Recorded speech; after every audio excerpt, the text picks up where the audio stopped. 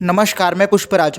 दोस्तों, क्या आप जानते हैं कि हमारी आंखें कितनी पावरफुल होती है? क्या आपको पता है कि हमारे डीएनए का और इस ब्रह्मांड का क्या कनेक्शन होता है? क्या आपको पता है कि यह पूरा ब्रह्मांड कहाँ पर जाकर खत्म होता है? इस ब्रह्मांड की सीमा क्या है? और क्या आपको पता है कि ब्लैक होल में समय धीमा क्यों होता है? तो आइए मेरे साथ, आज हम इसी तरह के कुछ इंटरेस्टिंग फैक्ट जानते हैं। मगर उससे पहले इस वीडियो को एक लाइक जरूर से कर दीजिएगा और साथ में चैनल को भी सब्सक्राइब कर देना इसी और इंटरेस्टिंग और अमेजिंग वीडियोस को देखने के लिए। तो चलिए वीडियो शुरू करते हैं।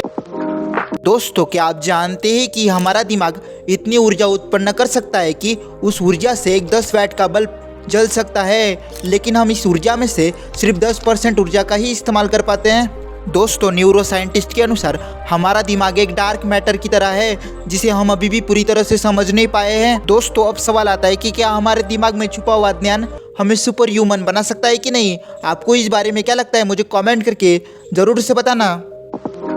दोस्तों, अगर आपको ज़िंदगी में कभी समय से पीछे जाने का चांस मिले तो आप क्या करेंगे?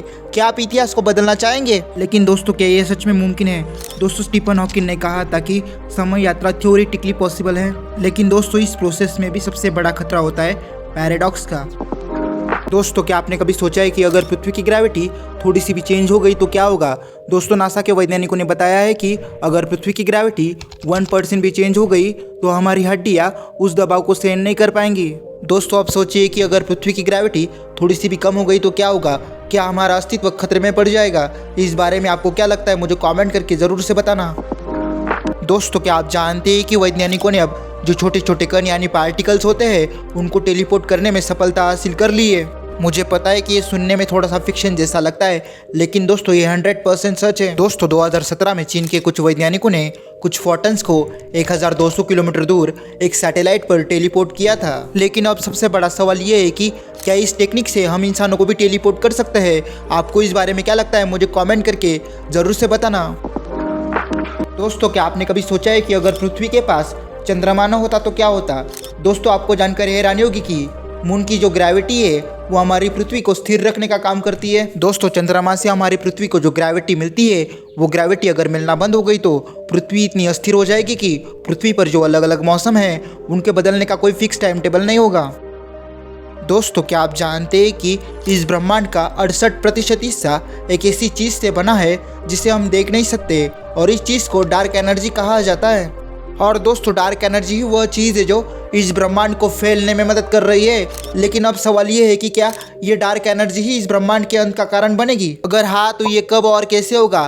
क्या आप जानते हैं कि इस ब्रह्मांड का अंत कैसे होगा? अगर हाँ, तो कमेंट करके ज़रूर बताना।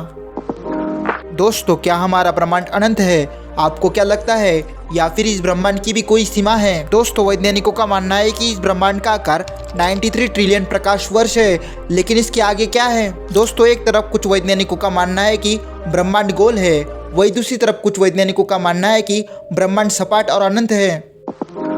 दोस्तों, हमारा डीएनए हमारे शरीर का निर्माण करता है, पर क्या आपको पता है कि हमारे डीएनए का 97% हिस्सा ऐसा है कि जिसे जंक कहा जाता है? दोस्तों, वैज्ञानिक मानते हैं कि हमारे डीएनए में इस ब्रह्मांड की उत्पत्ति और एलियंस के लाइफ के संकेत छुपे हो सकते हैं। मगर क्या ऐसा सच में हो सकता है? इस बारे में आपको क्या लगता है? मुझे कमेंट करके ज़रूर बताना। दोस्तों, क्या आपने कभी सोचा है कि ब्लैक होल के पास जाते ही समय धीमा क्यों हो जाता है? क्या ये एक समय यात्रा का दरवाज़ा है? दोस्तों, आइंस्टाइन की रिलेटिविटी थ्योरी के अकॉर्डिंग ब्लैक होल के पास गुरुत्वाकर्षण इतना ज़्यादा होता है कि ये समय और स्थान को मोड़ देता है। अगर आप ब्लैक होल के पास जाकर वापस लौटे तो आप अपने दोस्तों से कई साल आगे हो सकते हैं। पर सोचने वाली बात है कि क्या इंसान कभी ये प्रयोग कर सकेगा? इस बारे में आपको क्या लगता है? मुझे कमेंट करके ज़रूर से बताना। दोस्तों, क्या आपको पता है कि हमारी आंखें तकरीबन 576 मेगापिक्सल इतनी पावरफुल होती हैं? लेकिन अब सवाल यह है कि इंसानी आंखें इतनी पावरफुल होने के बावजूद अभी भी ऐसी कई सारी चीज़ें हैं जो हम देख नहीं पाते, जैसे कि हमें अंधेरे में सामने रखी कोई चीज़ कभी क्लियरली दिखाई नहीं देती।